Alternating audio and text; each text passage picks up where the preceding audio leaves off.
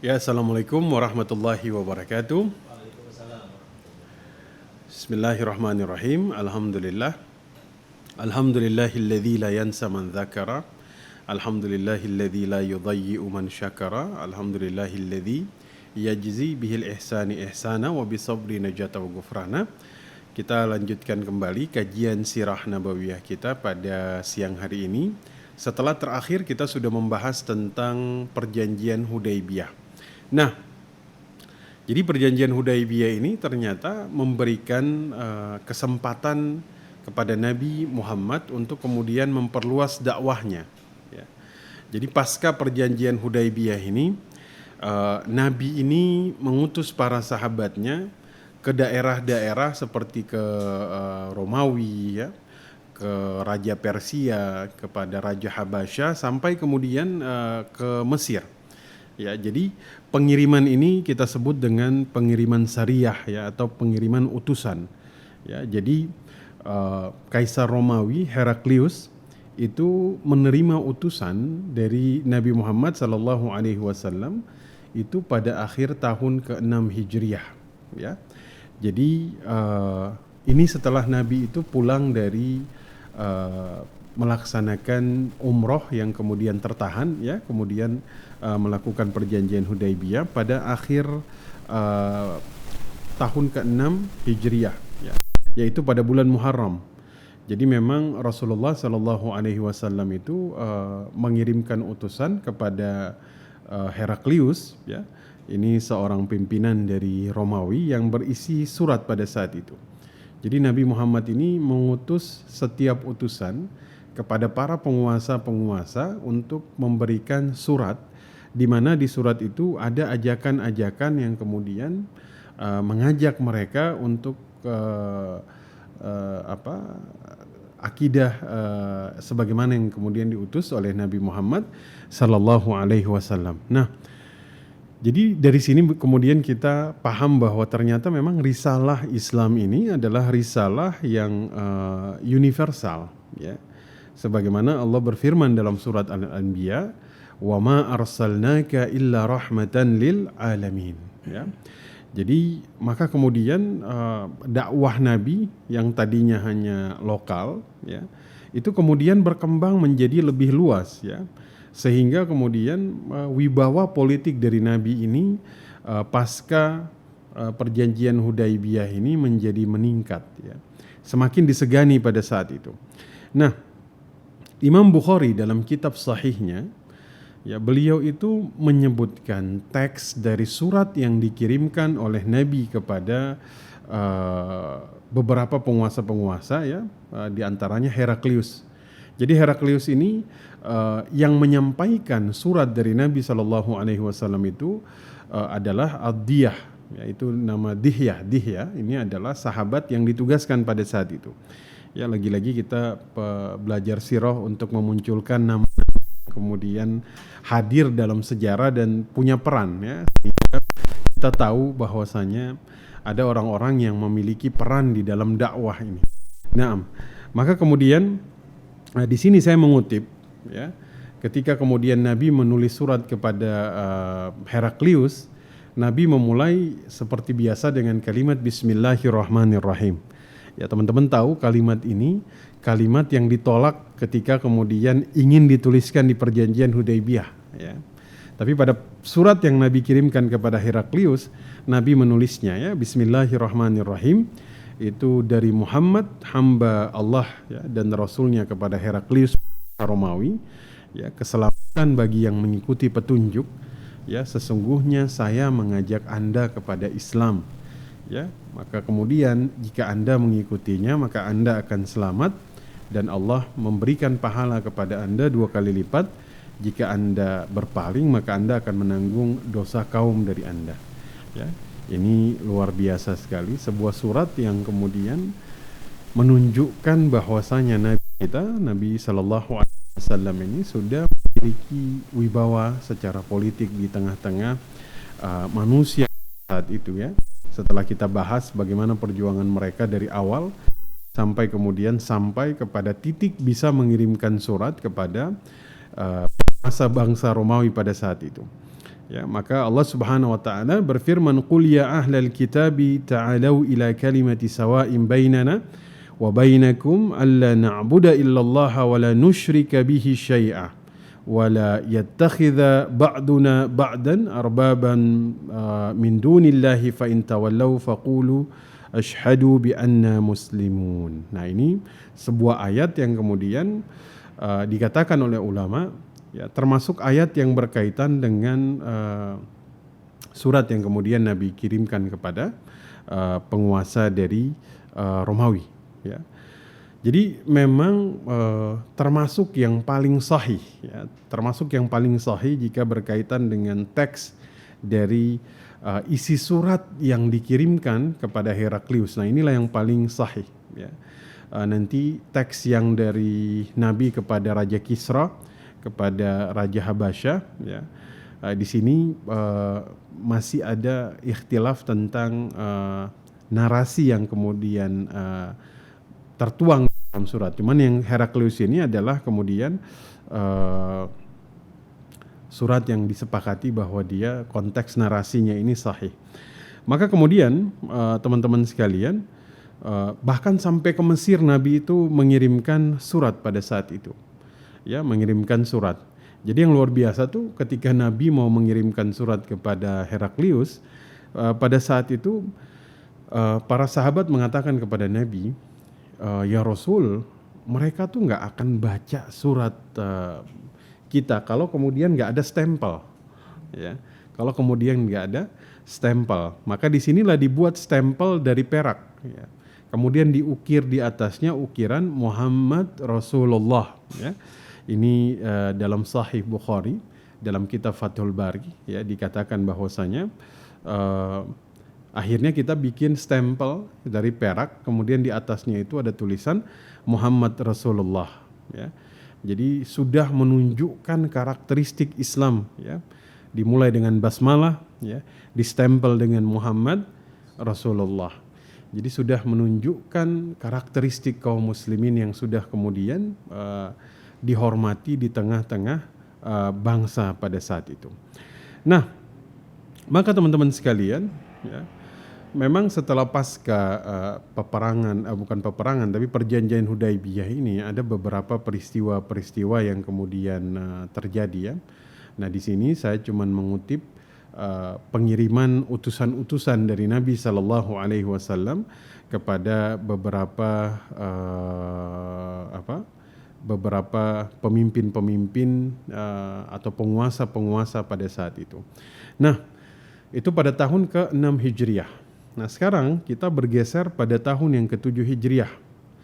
Jadi kan waktu perjanjian Hudaibiyah, Nabi kita ini tertahan tidak boleh melaksanakan umroh. Ini kan karena perjanjian yang kemudian disepakati dengan Quraisy pada saat itu, ya.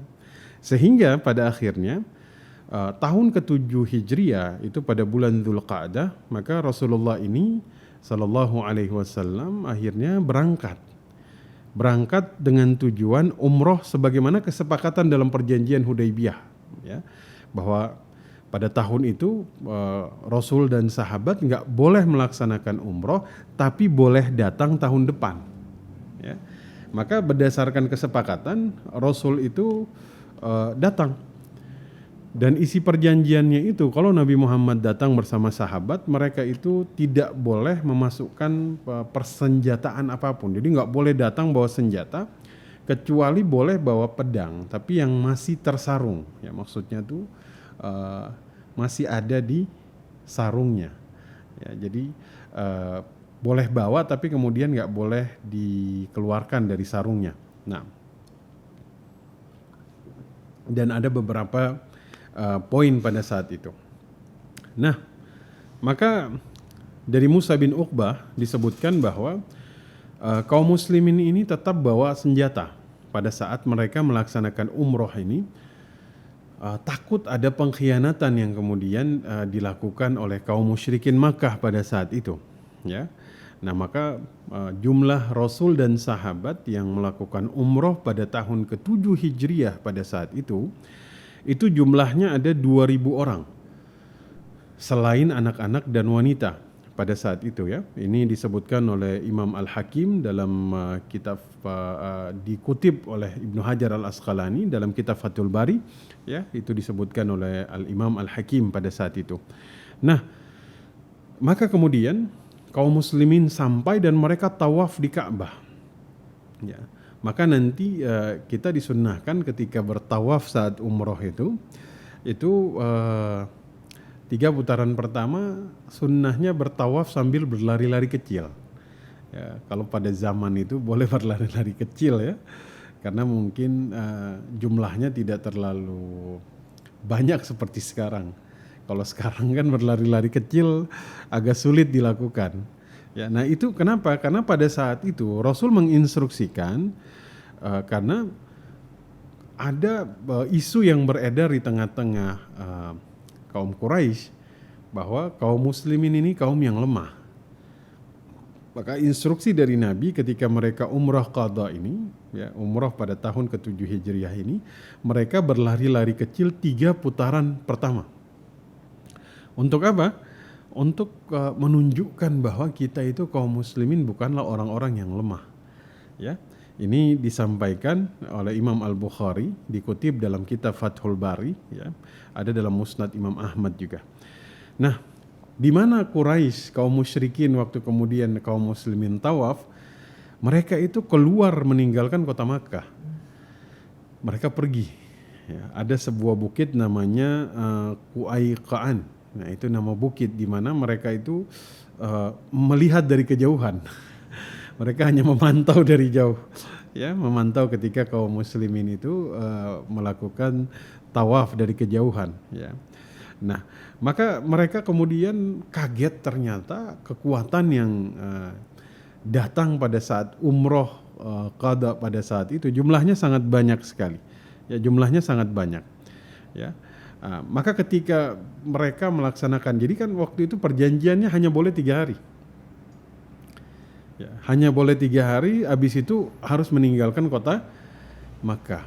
Nah, maka ketika sudah melaksanakan itu, orang-orang musyrikin Makkah ini datang menemui Ali bin Abi Thalib. Datang kemudian mengatakan, sampaikan kepada sahabatmu, maksudnya kepada Nabi Muhammad sallallahu alaihi wasallam, ya, mereka nggak mau bilang kepada nabimu, karena kalau bilang kepada nabimu berarti mengakui kenabian, ya, sama seperti perjanjian Hudaibiyah, gak mau menuliskan Bismillahirrahmanirrahim, ya, tulislah Muhammad bin Abdullah bin Abdul Muttalib. Jadi mereka bilang kepada Ali bin Abi Thalib, sampaikan kepada sahabatmu, ya, agar pergi meninggalkan Makkah karena ini sudah lewat 3 hari. Sudah lewat 3 hari. Maka Nabi pun pada saat itu meninggalkan kota Makkah. Maka turunlah firman Allah Subhanahu wa taala, ya, ini laqad sadaqallahu rasulahu ru'ya bil haqq la tadkhulunnal masjidal harama insyaallahu aminin. Ya, ini salah satu pertanda sesungguhnya Allah membuktikan tentang kebenaran mimpinya dengan sebenarnya bahwa kamu akan masuk Masjidil Haram, ya. Jadi insyaallah dalam keadaan aman, ya. Maksudnya sudah ada pertanda bahwasanya nanti akan ada penaklukan kota Makkah, Fathu Makkah nanti. Ini diantara. Maka kemudian dari sini tadi ada pengiriman surat, ya, pada tahun ke-6 Hijriah. Kemudian ada umrah qadha yang dilakukan oleh Nabi dan sahabat. Kemudian ada beberapa peta beberapa peperangan, ya, yang terjadi. Nah, ada namanya perang Mu'tah. Perang Mu'tah. Nah, ini perang Mu'tah ini terjadi di Jordania pada saat itu. Nah, ada beberapa yang menyebutkan apa penyebab terjadinya peperangan ini, ya. Ada yang mengatakan bahwasanya Syurahbil bin Amr al-Ghassani, ya, ketika dia membunuh Al-Harith ibnu Umair al-Azdi yang diutus Rasul. Jadi kan Rasul ini mengutus sahabatnya untuk mengantarkan surat, ya. Nah, kemudian ini diantarkan kepada Raja Busrah. Ya, Raja Busrah ini diutuslah Al-Harith bin Umair al-Azdi, ya. Al-Harith bin Umair Al-Azdi. Ini nama-nama yang muncul yang Masya Allah ya, terlupakan dalam sejarah, tapi kita bahas agar kontribusi mereka ini kita munculkan lagi. Ya, mudah-mudahan Allah mengampuni dosanya. Jadi ada yang menyebutkan bahwa karena beliau dibunuh ketika beliau membawa surat dari Nabi SAW, maka ini menimbulkan kemarahan Nabi sehingga Nabi itu mengirimkan bala tentara ke Mu'dah, ya, ke Mu'tah ini. Ya, tapi kemudian nanti ada beberapa perbedaan pandangan. Ya. Rasul ketika beliau kembali dari umrah qada, beliau itu tinggal di Madinah selama sisa bulan Dzulhijjah. Waktu mereka berangkat kan Dzulqa'dah pada saat itu ya. Dzulhijjah, Muharram, Safar, Rabiul Awal, Rabiul Tsani. Ya, pada Jumadil Ula beliau mengutus bala tentara sebanyak 3.000 orang ke Syam, Damaskus. Ya. Nah, kemudian Zaid bin Harithah ini diangkat menjadi panglimanya. Ya, mungkin teman-teman kalau masih ingat Zaid ibnul Harithah, Zaid ini anak angkatnya Nabi Sallallahu Alaihi Wasallam ya, yang sampai orang memanggilnya Zaid ibnu Muhammad.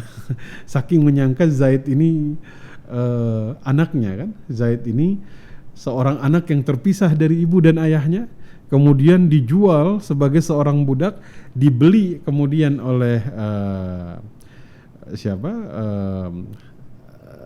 saudaranya Khadijah, diberikan kepada Khadijah. Waktu nikah dengan Nabi diberikan kepada Nabi ya. Nabi menganggap Zaid ini anaknya sudah. Nah, Zaid ini diangkat jadi panglima ketika dikirimkan untuk berperang di perang Mu'tah. Nah, tapi yang luar biasa, Nabi itu sudah membagi. Kalau Zaid ibnu Harithah ini wafat, maka digantikan oleh Ja'far bin Abi Thalib. Kalau Ja'far bin Abi Thalib wafat, itu digantikan oleh Abdullah ibnu Rawahah. Ini dalam Sahih Bukhari disebutkan ya, dalam kitab Fathul Bari ya. Ibnu Ishaq juga menyebutkan hal yang sama. Nah, jadi sudah diatur Zaid ibnu Harithah jadi panglima. Kalau dia wafat, Ja'far bin Abi Thalib. Kalau dia wafat, naiklah Abdullah ibnu Rawahah. Jadi sudah diatur oleh Nabi. Jadi memang pada saat itu Nabi mengangkat pimpinannya dengan syarat. Jadi ada beberapa pimpinan yang beruntun ya. Kalau terjadi sesuatu yang ini naik, yang ini naik. Nah, maka kemudian beliau memang Masya Allah sudah memprediksi sebuah kemungkinan yang buruk menimpa pasukan ini. Ya. Sebuah kemungkinan yang buruk. Kenapa? Karena lokasinya ini agak jauh, ya, jauh dari kota Madinah, sehingga kemudian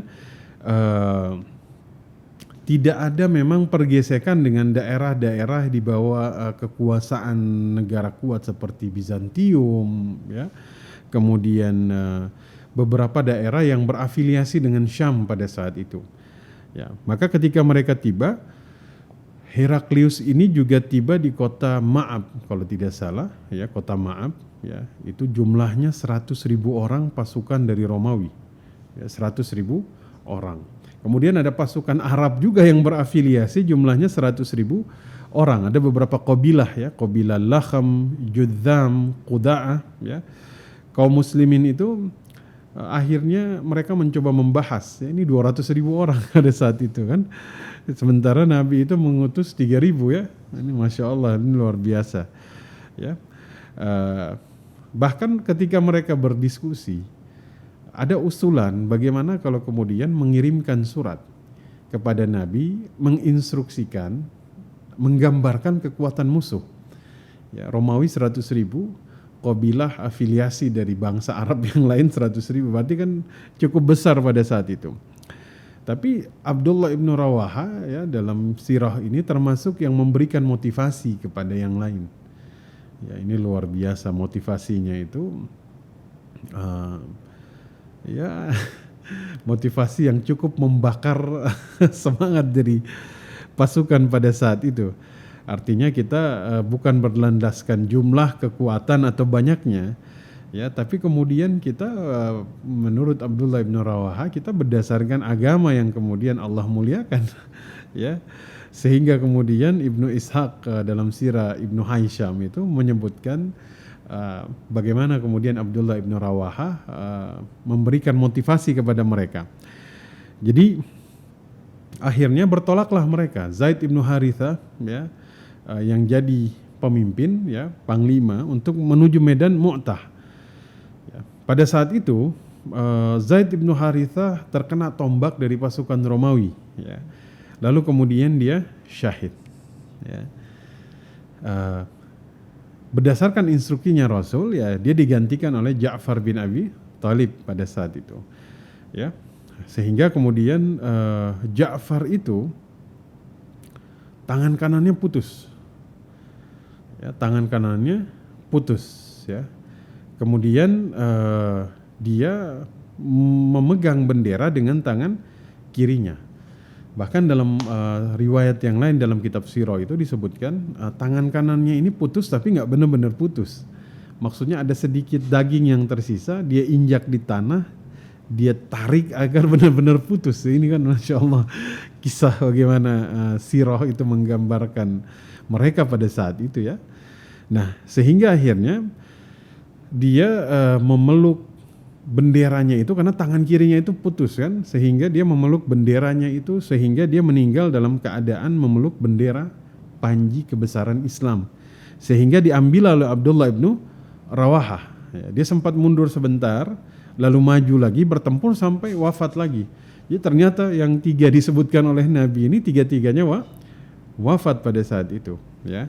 Zaid bin Arqam dia mengambil panji, kemudian dia berinisiatif memilih panglima yang baru. Akhirnya yang dia pilih siapa? Khalid bin Walid.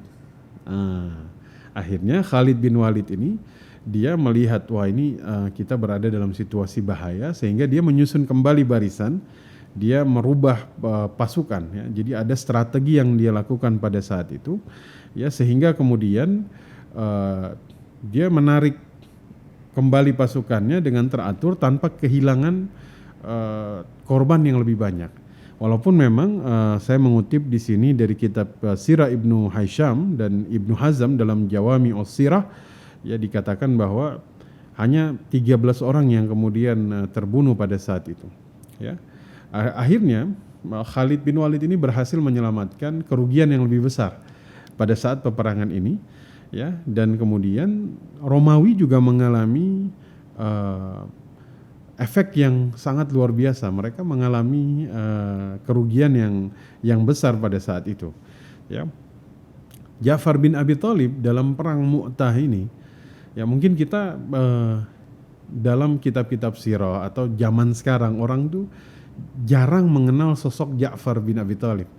Kita kemudian akan tahu sosok Ali bin Abi Thalib, tapi ada saudaranya Ali bin Abi Thalib yang juga ini beliau orang yang kemudian hijrah ke Najasyi, Habasyah dulu, beliau yang kemudian juga memimpin ya. Ini mudah-mudahan Allah Subhanahu wa taala memberikan balasan yang luar biasa kepada beliau. Amin ya. Itu disebutkan teman-teman sekalian dalam kitab Fathul Bari, dalam jasad Ja'far bin Abi Thalib itu 90 luka anak panah dan tumbak ya. Ini kan luar biasa, 90 luka. Ini kan berarti tidak mengendorkan semangat beliau. Akhirnya apa ya, beliau itu sampai titik darah penghabisan pada saat itu ya. Butuh 90 luka untuk kemudian merobohkan seorang Ja'far bin Abi Thalib, itu pun sambil memegang panji pada saat itu ya. Khalid bin Walid itu 9 bilah pedangnya ini patah. 9 pedangnya ini patah ya. Ini dalam kitab Fathul Bari disebutkan 9 pedangnya ini patah. Nah, mukjizatnya Nabi SAW teman-teman sekalian, beliau ini memberitahu perihal syahidnya 3 orang ini, Zaid ibnu Haritha, Ja'far bin Abi Thalib, Abdullah ibnu Rawahah ini ya, dengan linangan air mata sebelum berita kematian sampai kepada beliau. Dahsyat ini mukjizat lagi-lagi ya. Sudah banyak sekali mukjizat yang kita bahas di sini. yang kalau kemudian mukjizat ini tidak membuat kita semakin mencintai Nabi, maka jangan-jangan kita seperti Bani Israel yang mukjizat dikasih tapi kemudian kaumnya itu tidak beriman ya. Nah itu teman-teman sekalian, berita belum sampai tapi Nabi itu sudah menyebutkan kepada para sahabat ketika di Madinah. Berita belum sampai tapi beliau sudah mengabarkan pada saat itu Zaid ibnul Harithah syahid. Kemudian beliau bilang Ja'far bin Abi Thalib syahid, wa Abdullah ibn Rawaha syahid. Nah sekarang panji kita ini dipegang oleh Khalid bin Walid, dan nanti lewat kepemimpinan dia kita memperoleh kemenangan. Ya ini juga dalam kitab Fathul Bari ya, dalam Sahih Al-Bukhari ya, itu ada ini ya. Artinya dia berhasil untuk menarik pasukan pada saat itu tanpa kemudian menimbulkan korban yang lebih besar ya. Jadi ini sangat luar biasa sekali ya. Kita melihat betapa kemudian semangat mereka untuk kemudian membela Nabi SAW dan Islam itu luar biasa. Bahkan Nabi itu kemudian menjelaskan bagaimana kedudukan para syuhada Mu'tah di sisi Allah Subhanahu wa taala dengan mengatakan tidaklah kemudian ada sesuatu yang menggembirakan diriku atau menggembirakan mereka ada bersama kita ya. Maksudnya di sini mereka tuh mendapatkan penghargaan yang sangat besar dari sisi Allah Subhanahu wa taala pada saat itu ya. Anak-anak dari Ja'far bin Abi Thalib ini kan dibawakan di hadapan Nabi sallallahu alaihi wasallam ya. Kemudian Nabi sallallahu alaihi wasallam itu minta agar rambut dari anak-anaknya Ja'far ini dicukur ya.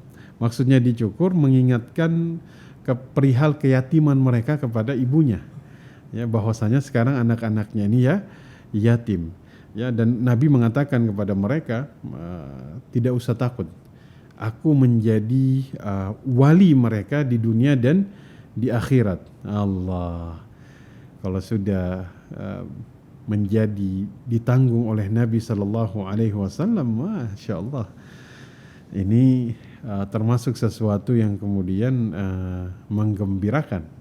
Ya, dari sini kita belajar bahwasanya ada beberapa hal yang kemudian menjadikan mereka ini menemani Nabi Sallallahu Alaihi Wasallam di dunia sampai di akhirat. Ya, dari Ibnu Mas'ud, ya, Nabi Sallallahu Alaihi Wasallam mengatakan, Inna Allaha nazara fi qulubil ibad, fawajada qalba Muhammad Sallallahu Alaihi Wasallam khairal qulub. Ya, Nabi itu kan dipilih untuk membawa risalah karena hatinya ini adalah hati yang paling bersih di antara manusia. Fanazara, ya, kemudian dilihatlah ketika ditemukan hatinya Nabi adalah hati yang paling bersih, maka dijadikan sebagai asbab atau alasan untuk menyampaikan risalah Islam ini. Ya, maka kemudian fanazara, kemudian dilihatlah di hati-hati manusia selain hatinya Nabi Muhammad dan menemukan bahwa hati para sahabatnya ini adalah hati yang bersih. Maka asbab hati yang bersih inilah mereka dijadikan orang-orang yang menemani dakwahnya Nabi. Bahkan ada yang kemudian mengorbankan nyawanya untuk kemudian membela nabinya. Ya, sehingga kita yang hidup zaman sekarang, ya, wajib bagi kita untuk memunculkan asbab ini ya, bersihnya hati ini, sehingga kemudian kita bisa menjadi orang-orang yang membersamai Nabi. Ya, walaupun tidak seperti para sahabat di dunia. Ya, yang seperti hadis dari Abdullah ibn Mas'ud tadi ya, tapi kemudian mudah-mudahan kita bisa menemani Nabi nanti di akhirat ya, amin ya rabbal alamin. Jadi saya ulangi lagi, pasca perjanjian Hudaibiyah Nabi mengirimkan surat kepada pembesar-pembesar ya, Kisra, Busra ya, Habasyah, tapi Habasyah ini bukan Raja Habasyah yang dulu jadi muslim itu ya. Nah, kemudian Heraklius, ya, ini untuk menunjukkan bahwa kita sudah kemudian memiliki wibawa di tengah-tengah manusia pada saat itu. Pada tahun 7 Hijriah Nabi mengadakan umrah qadha. Ya, umroh yang kemudian untuk menggantikan umroh yang dulu tertahan karena perjanjian Hudaybiyah. Tapi hanya 3 hari. Ya, hanya 3 hari karena isi perjanjiannya memang seperti itu, nggak boleh lebih dari 3 hari. Kaum musyrikin maka akan keluar sebentar, ya mereka ngelihat dari kejauhan, ya habis itu baru mereka balik lagi. Kemudian karena utusan yang dibunuh di utusan menyampaikan kepada Busra, maka Nabi itu marah dan kemudian tapi ini riwayat yang dikatakan memang masih diperselisihkan.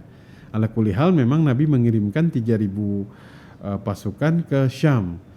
Ya, pada saat itu ternyata di sana memang afiliasi mereka ini dengan Romawi, ya sehingga kekuatan yang sangat besar ini pada akhirnya berperanglah dengan perang Mu'tah yang mewafatkan Zaid ibnu Haritha, Ja'far bin Abi Thalib, Abdullah ibnu Rawahah. Ya, Khalid bin Walid lah yang kemudian berhasil menarik pasukan, ya sehingga kemudian kita terhindar dari kerugian yang lebih besar. Tapi Nabi sudah mengetahui kabar kesyahidan 3 orang sahabatnya ini sebelum kabar sampai di kota Madinah. Ya, bahkan Ja'far bin Abi Thalib ini dalam riwayat yang lain dikatakan dijuluki Ja'far At-Tayyar. Ya, Ja'far yang memiliki sayap, ya, sehingga kemudian bisa berterbangan di tempat mana saja di surga. Ya, kita belajar sirah agar memunculkan nama-nama hebat di dalam Islam. Ya, agar kemudian kita belajar bagaimana kemudian mereka ini memiliki kontribusi untuk kemudian membela Islam dan Nabi Shallallahu Alaihi Wasallam. Kalaulah mereka menemani Nabi karena bersihnya hati mereka di dunia, maka semoga kita bisa melakukan hal yang sama. Kita bersihkan hati kita terhadap kaum muslimin sehingga kebersihan hati kita ini menjadi asbab kita menemani Nabi walaupun tidak di dunia tapi mudah-mudahan di akhirat nanti. Amin ya rabbal alamin. Insyaallah kita akan lanjutkan dalam kesempatan berikut. Assalamualaikum warahmatullahi wabarakatuh. Subhanaka Allahumma wa bihamdika asyhadu an la ilaha illa anta astaghfiruka wa atubu ilaik. Assalamualaikum warahmatullahi wabarakatuh.